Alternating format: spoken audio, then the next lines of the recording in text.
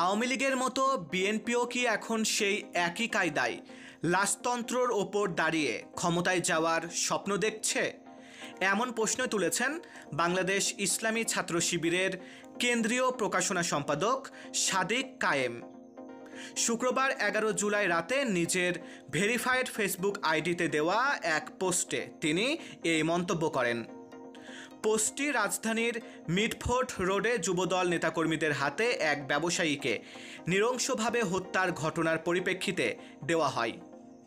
সাদিক কায়েম লেখেন, 2006 সালের 28 অক্টোবর লগি বৈঠা দিয়ে মানুষ হত্যা করে লাশের ওপর নৃত্য করে ক্ষমতায় এসেছিল আওয়ামী লীগ।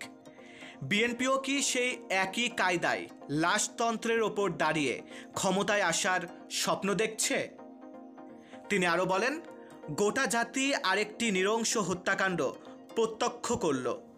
চাঁদা না দেওয়ায় যুবদল কর্তৃক সংঘটিত এই নির্মম হত্যাকাণ্ডে গোটা দেশবাসী আতঙ্কিত।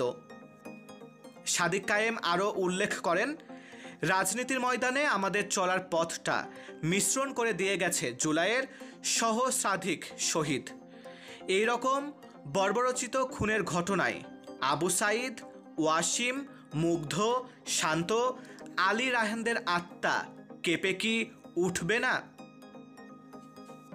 মারুফ হাসান বিশাল, বাংলার 10।